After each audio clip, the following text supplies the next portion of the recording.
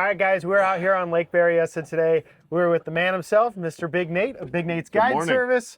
We got our man over at Folsom. We brought out Mr. Jerry Lampkin of T&G Motorsports Guide Service, and RJ's on the boat as well. It's going to be a super fun day. It's been absolutely wild because it's really supposed to be spring, but it's more like summer, and that's across California in total. Right now, the snowpack is at 53% of normal, which is absolutely crazy. And to top it off, mid-March broke an absolute record, I think, for the past 100 years, which is pretty crazy. And what that's doing is changing everything fishing related. Tactics, species, everything across the board is different. Nate, you fish here almost every day. What's it been like for you? Well, the bite's been tough, to say the least. We went from having 60-degree water to 70-degree water in a matter of like 3 or 4 days. So that's made us switch everything up, from trolling fast and running spoons and soft plastics to slowing things down and starting to look around for kokanee, king salmon, trout, a little bit of everything, but it's starting really, really slow. Lake's full, but the last 11 days in our area, we've broke record highs for heat.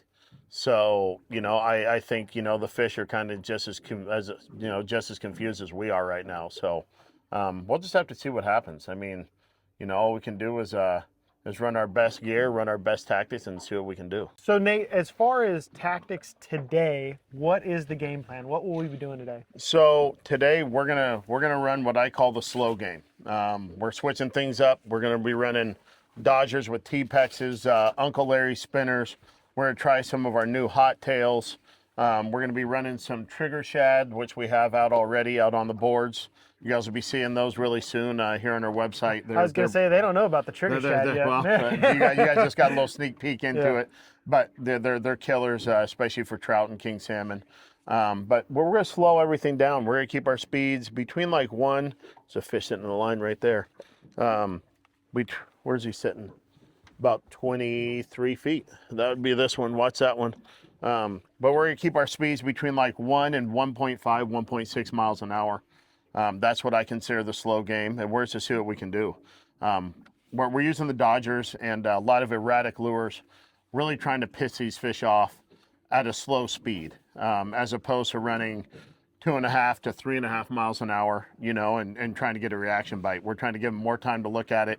And to think, hey, I'm gonna make a bad decision today, and I'm gonna go home with you guys in the ice box. So that's a game plan for this morning. All right, let's do it.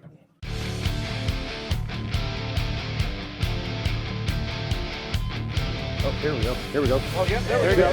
Jerry. The Folsom special. Oh!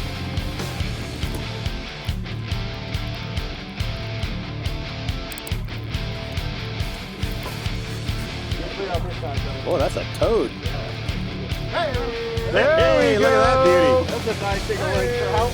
Woo! That was right at 10, yeah? Right at 10 feet, 90 feet back. Bingo. Heck yeah, that's the way to start. There it is. Heck yeah. Jerry, you want to explain the setup here? Oh yeah. Well, basically, it's a GVF honey dripper Dodger with a little bend in it, and white glow-in-the-dark hoochie, the white and pink willow leaf blade. Basically, that's the rig. And that was down 10 feet, 90 feet back. It does well on Folsom for kings and rainbows. Hey guys, so that last fish right there that Jerry just caught. So if you guys look right here, we have the chrome killer corn. Okay, see how bright that is. That's with our orange corn cure. So my recipe for the chrome killer corn is as follows. So you get 1 can of white shoe peg corn. I rinse it off, drain it completely, and then of course you put it in a nice container. Then you take a can of tuna in oil. You drain all of the oil onto the corn, and then you take 1.5 tablespoons of chrome killer scent, 1.5 tablespoons of our chrome killer corn cure in orange, and you mix all that together and let it set overnight, and you're good to go. That stuff will be good for probably a week week is probably good unless you freeze it. If you freeze it, you can use it whenever you go out next. But I wouldn't freeze it more than once. There we go. Look at that. Yeah. Woo! There we go. Hey, the Big Nate special, the Trigger Shad. That's it, baby. Coming at you guys very soon. Loaded up. The world's gonna change with that Trigger Shad. You better believe it. It really is, dude. I know. It really is. I'm gonna promise to get them up. Oh, he's got lines. All right. That's that new Trigger Shad right there. And that looks like our clown pattern. Our clown pattern Trigger Shad there. Nice Molly. Go. Hey. Molly? Yeah. It's our new Trigger Shad right there.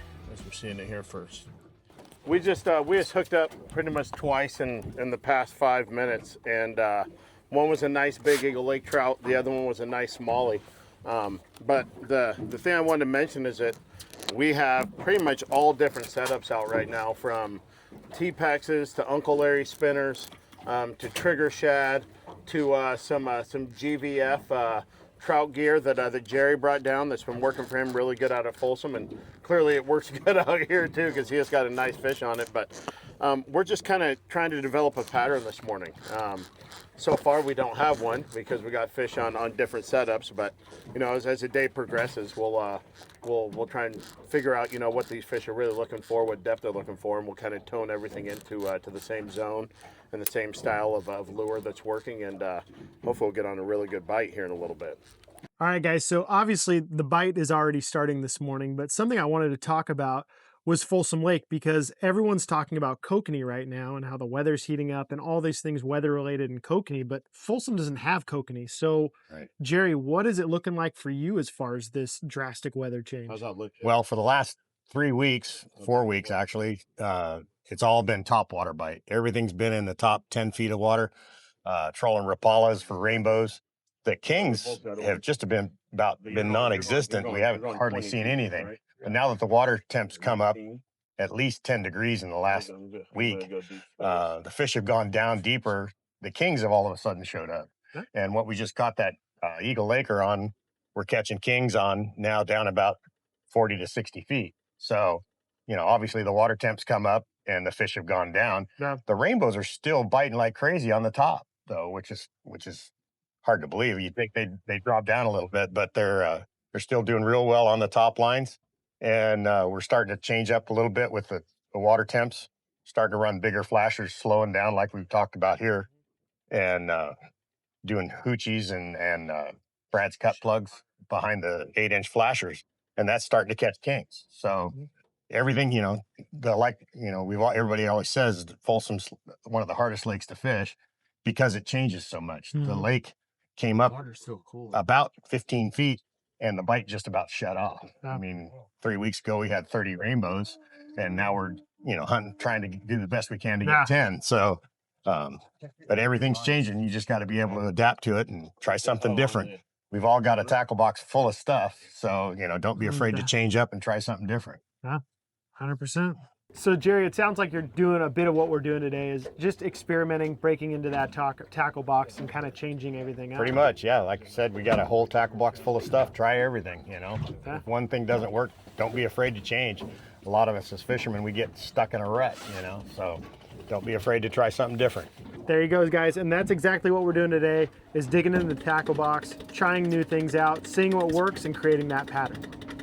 Yeah, there's fish on there. There's fish on there for sure. Yeah. There he is. Yeah, it's a cropper. No, Bass. Bass. Bass? Bass. It's got a big old mouth on it, whatever it is. Oh, yeah, there we go. Another bass on that Trigger Shad. It is, guys. These things are stealing the show today. I think we found a little pattern on these. That's for sure.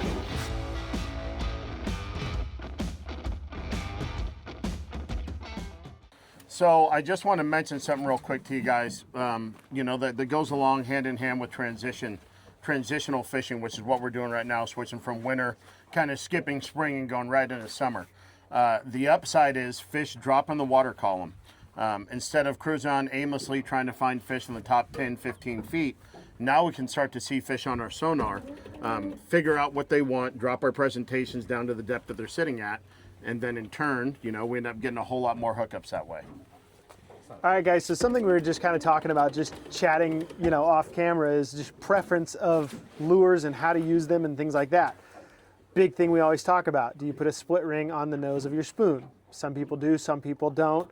And what we were just talking about on the T-Pexes is they have this bead on there with the bobber stop as well. Nate, explain your pro tip here. He actually takes the bead off, which is an option you can totally do if you'd like. So I like taking the bead off and then just running it straight with the bobber stop. And then with the bobber stop, I slide it up about a 1/2 inch to an inch.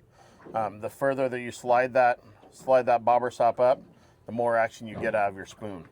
So I feel like the bead, you know, yes, it can be a little bit of an attractant, but I feel like it can also kill some of the action of the spoon. So I go without the bead. That's my pro tip of the day. There you go. Yeah, not getting much resistance. He's still there. He's still there. It might be a Coke. Yep. Sure is.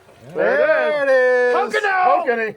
Hey, I knew they were up high. special. There it is. There you go, Jared. There's a Coke. Oh yeah, there's a Kokanee. There you go. Nice Coke. Little football. Kokanee, baby. Gotcha. Yeah. Are you telling them go to the back of the boat? Oh, could be Crappie. another big crappie. Crappie. Oh yeah, we need a crappie on this thing, So Max. skim work, Max, don't blow it. skim work. I missed him, Max. Yeah. That's like a 3.5. Trigger Shad again. Oh, that's a slab. That is it. That's our new Trigger Shad, guys, right there. This thing's putting everything in the boat. It's been everything. multi-species It's today. got 3 species already today. 3 species. We've got Eagle Lake trout. We got a couple of smallies, and now we got a crappie. Big old slab. A little black and gold there for you guys. Only an hour in. This is how we're running our Trigger Shad. I have it on planer board right now. So these things these Trigger Shad that we have, this smaller size, they're probably running between 7 to 10 feet. Okay. So this is what this is. This isn't our clown. It's just kind of a black red with a chrome body. But we have that with about a 3-foot leader, going to a ball bearing swivel with a bead to stop my planer board from going down and knocking the fish off. And of course we got Chrome Killer.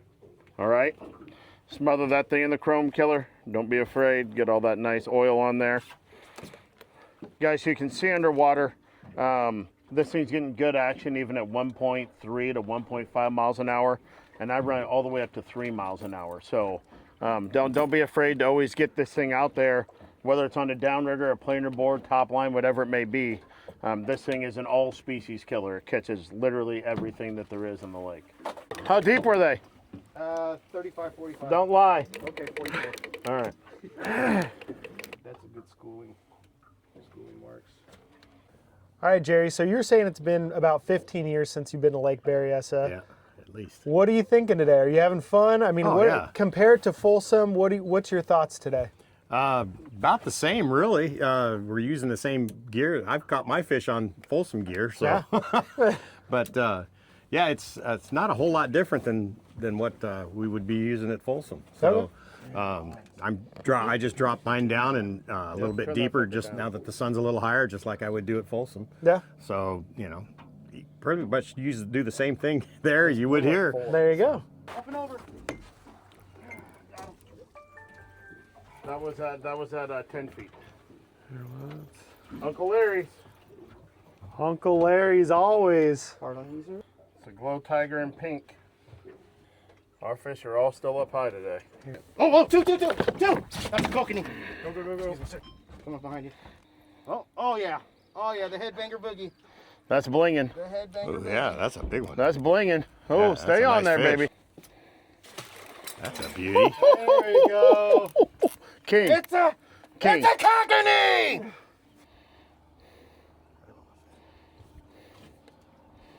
Woo-hoo-hoo. The ever so popular gold Dodger. Gold 6-inch. Look at that fat Coke. There's a nice big early season Kokanee. That's a fatty. That's a fat daddy. So Nate, this spot's working pretty good. Would you say this is the time to move spots?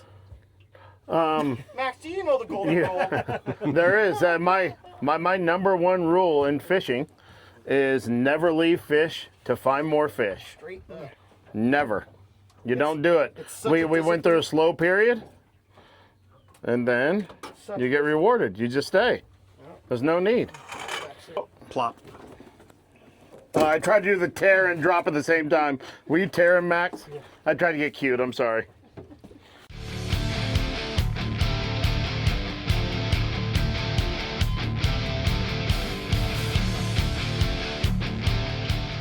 Smoking them. We're smoking them. Hyped it. Look at that, guys. We got a double here.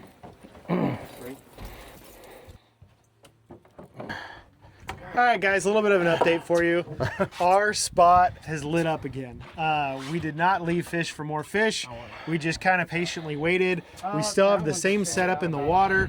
And so far today, the Trigger Shad has remained the top lure. Multiple species, but now we're starting to get into a much larger rainbow bite. And I would say that these trout are really liking them. And throughout the day, they have been, but now they're just getting bigger, which is really good to see. Nate, what are you thinking? How's today going compared to these other days? This is the best day we've had so far this season, period. Wow. The box is loaded right now. You guys will see at the end, but we've got crappie, we've got big rainbows, we've got big kokanee. It's off the hook. It's been a crazy multi-species day. And we thrown back 3 or 4 bass, so it's good. The crazy thing is it's only 10 o'clock, so it's a damn good day for sure. Yeah, it's pretty strange today not being the one in charge driving the boat and running all the rods and everything like that. It's actually kind of nice. Getting to reel in a few fish today for once, and so thanks to Nate and Max and everybody for inviting me to come along. Of course. Always happy to have Jerry on the boat. Is that all you want to say on the phone? All about team spirit, Team Catch America. We're here, a good bite, good folks, good weather. I mean, how could you complain, right? You can't. Bites just off the hook, man. Everything's shallow, shallow, shallow. Find the bite, find the pattern, and find the fish. Not much else to say. All right, guys, I'm gonna give you. I've been asked to share like five hacks, on reasons why people are losing fish, especially big fish on the troll. In my opinion, number one thing is I really like to run a side wash hook, a single hook. I put a little bend in it so that hook kind of locks into to the corner of the jaw. That's especially for on spoons. That's trolling fast. Which I like to do when we're trolling for big trout, big salmon. I like to run the single hook. Number two, high sticking. Keeping the rod way up high in the sky. You're pulling that fish up and out of the water. You're getting their head up and out of the water. Now they're shaking their head like crazy. Another quick way to pop up a fish really fast. Number three, if you're trolling fast, you're power trolling. When I say power trolling, I mean like 2.5 to 3.5, 4 miles an hour. Keeping the boat at full speed, that's a good way to pop a fish off. You just don't want to do it. I like to keep my boat moving, but I'll take it back to like 1.8, 2 miles an hour tops when my clients are fighting fish, and that helps us to keep fish on. Another thing, the kneel and reel technique, if you would. I like to keep the rod at least kind of like parallel, with or horizontal with when you're fishing. Say like this here. I'll fight my fish either like this with the rod with the fish banging back there, or I'll even put my rod tip in the water and just keep nice steady pressure. I never advise pumping the fish. There's no need. When you're coming out on guide boats, we have very high quality reels for the most part. Let the drag do its thing. Let the fish strip offline when it needs to, but just keep a nice steady pressure on that fish. If you feel that he's running at you, you think you lost him, speed up on the reel. But there's no need to pump, and try and keep that fish down and in the water.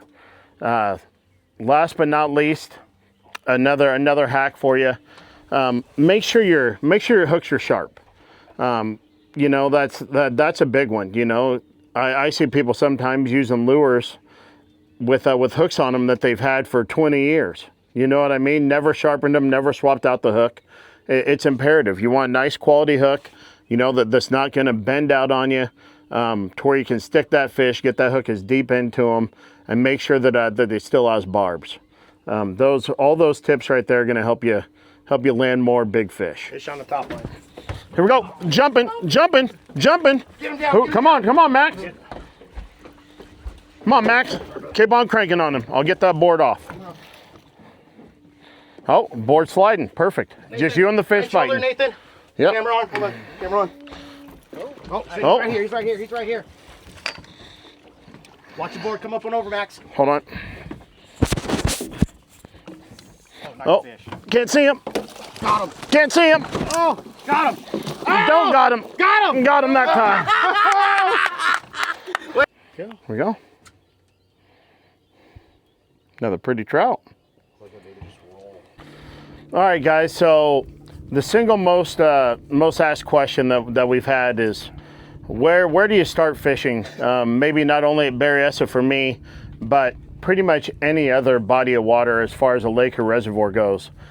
And it's a real easy answer for me to come up with. The best place to start is always going to be the river channel. River channel, and generally, if you can start near the dam. The dam is always going to have fish, regardless, you know, of what body of water you're at. Generally, you know, there's going to be a river channel that's going to run through that body of water. So if for some reason there isn't, go to the dam and work your way around. But always find the river channel. If you fish over the top of the river channel, usually there's going to be either a little bit of current, or there's going to be a slight temperature change, or both. And that's only what bait fish are looking for. That's what your predatory fish are going to be looking for. On your graph, depending on the season, in wintertime, generally you can just count on fishing the top 20 foot of the water column. And that's because the water is so cold, those fish will be all the way up near the top. But slowly, they're going to drop down like they are right now out here, and you'll see fish on the graph. I don't have any on the graph right now, or else I'd show you. But they're going to start dropping out of that 20 foot, dropping down, you know, 30, 40 feet. You know, you can usually find trout in the top 50 foot of the water column anywhere. Kokanee and kings, it's gonna change a little bit for kokanee and kings, because sometimes we're catching kokanee all the way down at 120, 130 feet. For king salmon, I always suggest people fish 40, 50 feet down. That always seems to be a common depth for kings to be eating. So hopefully I answered your question the best that I could. So Nate, Yeah. where are we looking at depth-wise today compared to where you typically would be in a normal March? Typically, we'd be fishing the top 10, 15 feet still.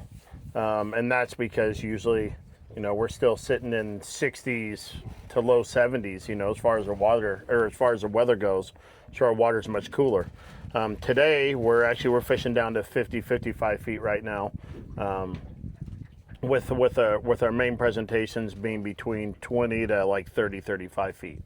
And, you know, that seems to be where we're getting the best action. But I've been watching fish all day just dropping further and further on the in the water column. So you've got to keep your eyes glued to your graph, see kind of how the fish are acting, and just adjust to them. And then number 2 is trolling speed. When fish are in a weird thermal band and not committing to feed aggressively, what do you do with your trolling speed? So you'll ask them that. Come somewhere else. I didn't see you. So Nate, sometimes when this weather heats up and these thermal bands get a little funky for these fish, what do you do as far as speed goes? Are you slowing down? Are you speeding up? Explain. Well, I prefer to speed up all the time. I love trolling fast. Last thing I want to do is troll slow, because generally I'm trolling slow. Once I start doing it, I'll be trolling slow for like 5-6 months. I like to cover water, but when the fish, when they won't react to a reaction bite, meaning the power troll 2.5 to 3.5, 4 miles an hour, you have to slow down. So You know, today we've been doing the best sitting around like 1.3 to 1.5 miles an hour. That's by far been the best for us. The other thing that I get asked a lot when people call in is how long to make that leader length from the Dodger to the lure. And I know everyone has their different mathematical equations of Dodger size, but what's yours? So when I'm running a Dodger, generally I'm gonna keep my length of the leader going to either my spinner, my spoon, whatever it may be, between a foot and about 14 inches. If I'm running something that needs action, like a hoochie, I'll shorten that up to 8 inches. So now you're getting that thing to whip through the water. But a spinner, it already has its own action. But if you shorten it, you're gonna get more action. It's gonna whip as well as the spinner blade, you know, twirling in the water.